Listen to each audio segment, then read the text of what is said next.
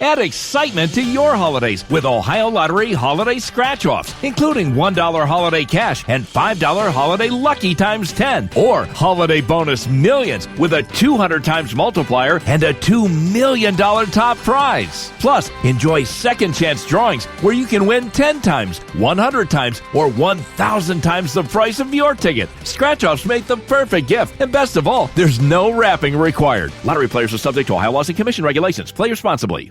Thanks for choosing this free Anfield Index podcast. If you'd prefer to listen to this or any of our other shows without adverts, then now's the time to check out Anfield Index Pro.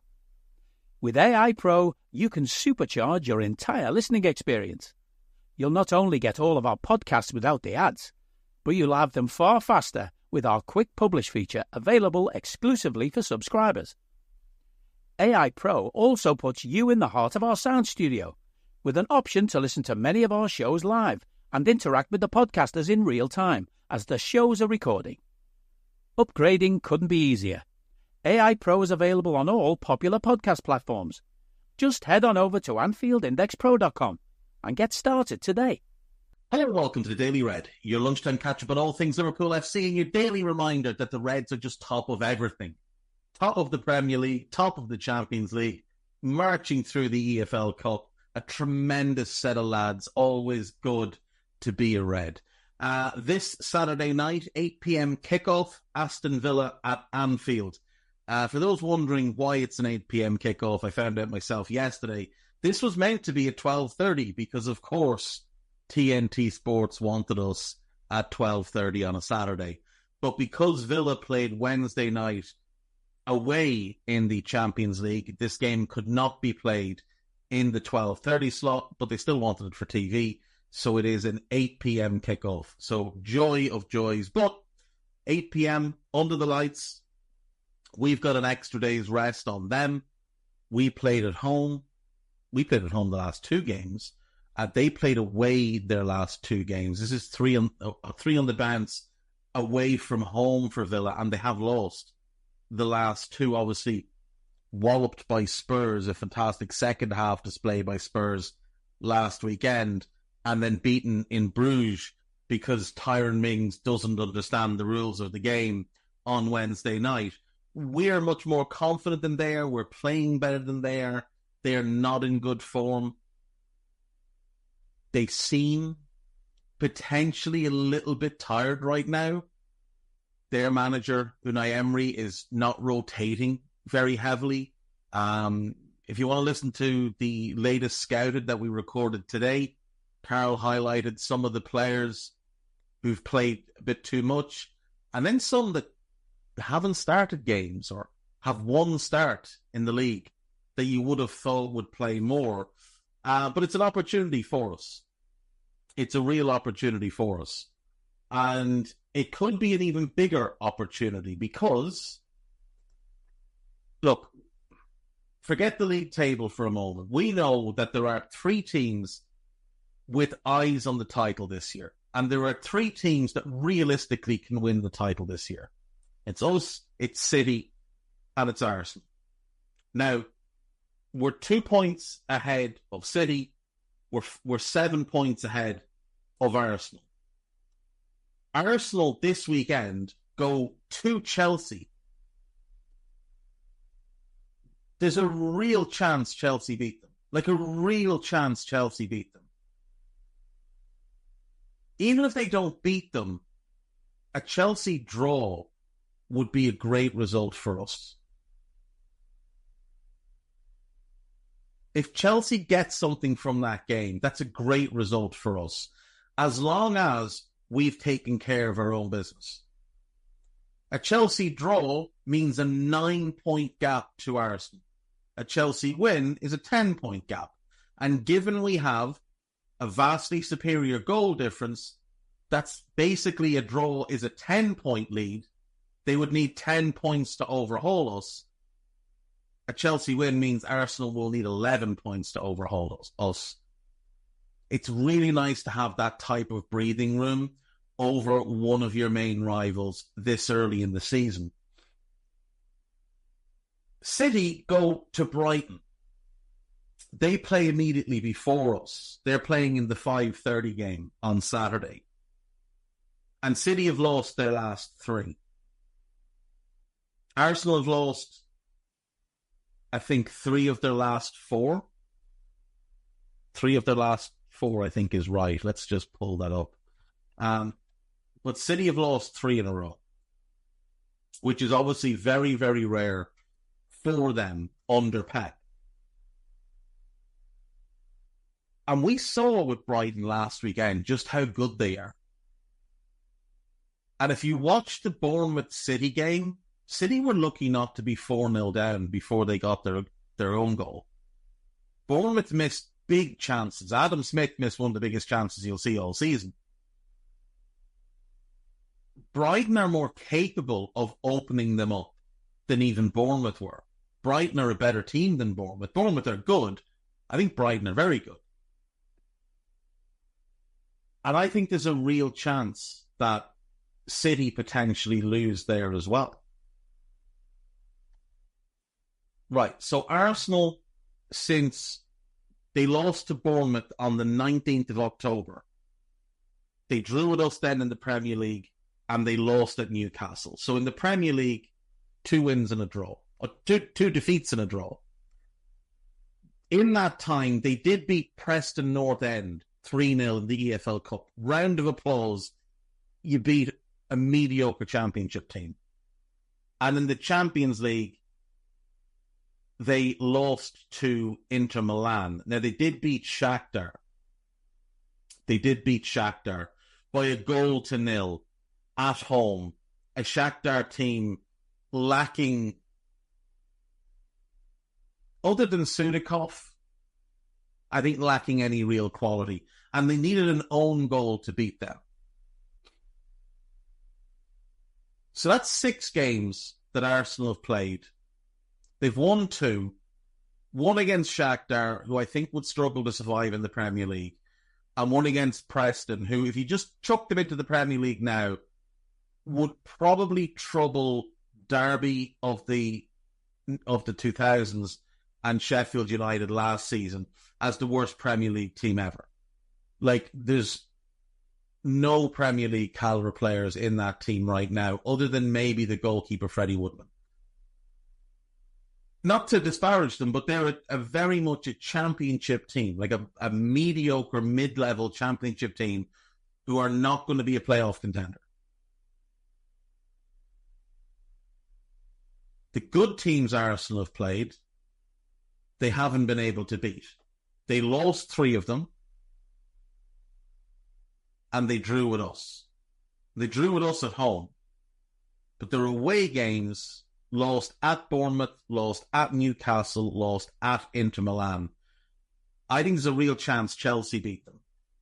Likewise, I think there's a real chance Brighton beat City. I think there's a real... If Brighton play as well as they did against us, I think they'll beat City, because City's defence is not as good as ours.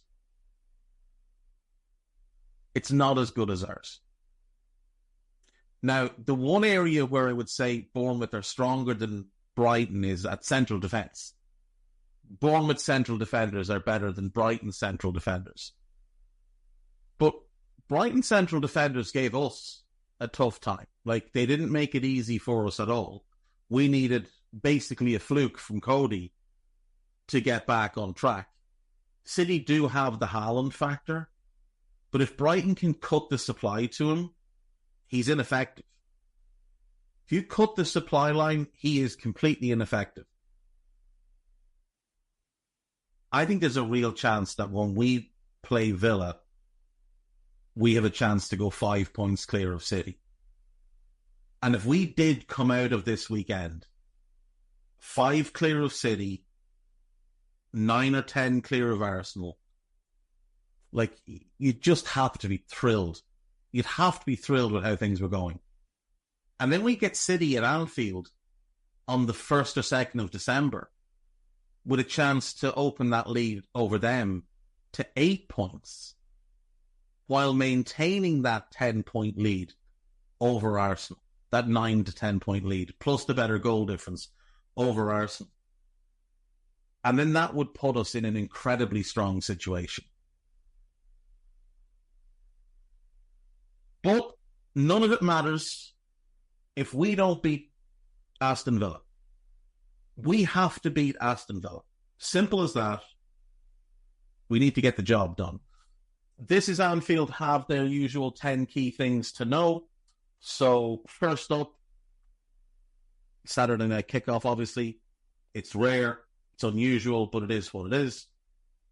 Team news. So, as things currently stand, we are expecting Fede Chiesa, Harvey Elliott and Alisson Becker to come back after the international break.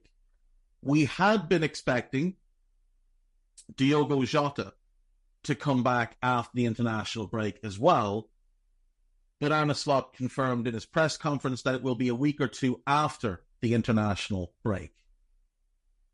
So that's disappointing. That's led to a lot of discourse today. And yes, yesterday evening after the news came out that maybe we should be looking to sell Diogo in the summer. I mean, for me, I get it. Like, I do get it. But a big man fell on him. Do you know what I mean? Like, this is not like some sort of recurring muscle injury or anything like that. A big man, a very large man, fell on him and probably cracked a rib or something. So, I've been frustrated over the years with Jota's injury history and his track record of always missing chunks of time. But I don't think this is the injury to really be demanding he be flogged out the door over. A big man fell on him. It happens. It does happen. If he'd fallen on Mo, the outcome probably is the same thing. Mo's probably out for a month or so. If we're going to sell a striker next summer, and I think we should be looking to invest in a new number 9. I'd be more inclined to sell Darwin than Jota. Because for me, Jota is not a starter. He's a squad player. He's a brilliant squad player. I would much rather we had Jota in the role that, say, United used to have Chicharito, or before him, Ole Gunnar Solskjaer. That super sub, that goal-scoring threat off the bench, that poacher, that's the role for Jota. We shouldn't be relying on him as a starter. But ask yourself this, right? If you're of the view that Jota should go, you're obviously of the view that we should buy a new striker. I would assume you would prefer that we go and we buy a starting number 9. Which means that Darwin Núñez would become the backup in that situation. Ask yourself this question. Liverpool go in the summer and they buy Victor Gyökeres, just to throw a name, Victor Gyökeres as their new number 9. He comes in and he's the starter. Liverpool are playing a game. Gyökeres is up front. It's 1-1. Late in the game. Liverpool need to win the game. Who would you rather have coming off the bench? Diogo Jota or Darwin Núñez? If you need a goal, you want Diogo Jota. If you're looking to see out a game, then you'd probably go Darwin. But if you want to win that game, if you want to get that goal and win that game, it's Diogo Jota's the guy you want coming off the bench. And that, for me, is what we should be looking to do. To get a starting 9, I adore Darwin. It hasn't worked. It hasn't worked. He has improved massively all over the place. But his finishing is too erratic. And for the love of God, learn the offside line. Did you note, against Leverkusen, he knew the offside rule on Cody's goal, but has no idea how to keep himself onside. His decision-making is still too erratic. His finishing is still far too inconsistent. And the offsides do my head in. If you're going to sell one of them, you sell Darwin. He's younger. He'll have higher resale value. Ship him on. Wish him well. I hope the lad goes on and has a wonderful career. And I hope he's wonderfully happy, because I do think he's a genuinely good individual. I think he really cares. I think he's really passionate. But I would keep Jota for the backup 9 role, I would keep Diogo Jota all day, every day. Arne Slot's 3 selection dilemmas. Left back, left wing, third midfielder, and really the 9. I think he's actually got 4, but I actually think it's actually really 3, because I think Costas is just a left back for now. I don't see any reason that Andy Robertson should come back in. I think it's just Costas for now. The midfield, I would say you go Jones and McAllister again for this one and have Sabo off the bench. The more interesting thing for me is the attack, because I'm looking at a predicted team here from This Is Anfield, and they've gone Salah, Núñez, Diaz. Now, I don't like the Núñez-Diaz combination. I just don't think it works particularly well. I think there's too much chaos with them. I think Cody, in the form he's in, you keep him in the team on the left wing, which means not only Núñez will start, but why not just start Diaz again? Guy got a hat-trick against Leverkusen. You got a hat-trick against Leverkusen. How are you dropping the guy from the position that he started in? Now, admittedly, he got 2 of the goals when he shifted to the left, so fair enough. But I don't think you can drop Cody, and I don't think you can drop either of them. I think you've got to start the pair of them. I think Diaz can give us a lot of what Darwin gives us in terms of the work rate, the chaos, the running in behind. I think he's a slightly better finisher, and I think he's a little bit better just dropping off and linking play. As long as he doesn't play too tight up against the centre-backs, I think he'd be really good in this game. And I think Pau Torres is a good defender. He's a little bit slow, especially on the turn. I think Diaz could have some joy there. I think he could have joy against Konza, who's not the, a big, powerful bully of a centre-back. He's very good, but he's not a big, powerful bully. So I think you go Diaz. I think you go Mo, Diaz, and Gakpo again. I think you just start the team that started against Leverkusen. I do. I think you start the team that started against Leverkusen. And then you make changes as required through the game. Villa's dip in form is number 4. Number 5 is the left-back battle. I'm not really sure it is a battle now. I think it is just Costas. Andy Robertson has not been good consistently for 2.5 years. Wasn't good last season, wasn't good the season before, hasn't been good this season, wasn't good to the end of 21-22. The last 3 months of that season were very, very ropey with Andy Robertson. It's been a long time since he was consistently good. Now, his best game is probably still slightly better than Costas' best game, but Costas is more reliable right now. And Costas offers more going forward because his set pieces are the best at the club. Anfield should be bouncing. Yeah, look, treat it as a European night. It's a big game. Villa are a good team. They're a big club. They're a top 4 team. Last season, right now, they do sit 6th, but they're level in points with the teams in 4th and 5th. So treat it like a European night. And then there's a piece about what I was talking about earlier with our rivals and who they're playing. History points to goals. This will be the 100th meeting between Liverpool and Aston Villa at Anfield in all competitions. Liverpool have won 62 of the previous 99.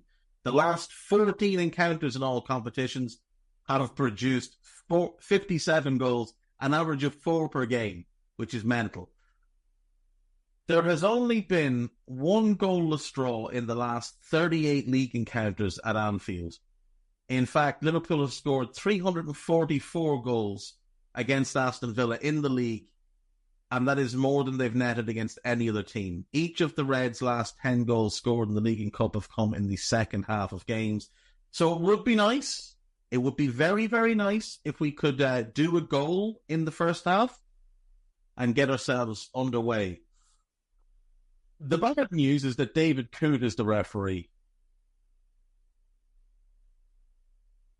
And Paul Tierney is the VAR. Jesus wept. Harry McMullen will have This Is Anfield live blog. Anfield Index.com. we get ourselves wrapped up and out of here for the week. Dave Davis will be here, obviously, tomorrow and Sunday. AnfieldIndex.com, there is a piece about Arne Slot's in-game management, a piece about Villa and their squad, a couple of pieces about what Jan Molby's had to say in the lead-up to this game, a piece about Ebu talking about the atmosphere, piece about the left-back situation. Podcast-wise, there is the new Molby on the spot, which is outstanding, as always. Trev and Jan, it just doesn't get better. Rival Recon, Harry Setti, you know he's going to be reliable. There is the press conference. There will be the presser thing with Dave Davis later on. There is the new scouted, myself and Carl looking at Villa. And we'll have Raw after the game live on Discord at 10 p.m. It is Trev Downey, it is myself, and it is Mr. Matchett. So do join us, give a listen, and I'll speak to you then. Take care. Bye-bye. We hope you enjoyed listening to this Anfield Index show. Please be sure to subscribe to our channel so future podcasts find their way to your device automatically. There's nothing quite like fan engagement, and we'd love to know what you think of anything discussed on this show. The best way to get in touch is over on our free Discord community, where both podcasters and listeners debate the hottest LFC topics 24/7. Sign up free now at AnfieldIndex.com/Discord. You won't regret it. You can also follow us on Twitter at Anfield Index and find us on Facebook by searching for Anfield Index. Oh, and before you go, we'd love it if you could leave us a 5-star review on your favourite podcast app. It only takes a couple of seconds, and it means the world to the people who create these free shows. This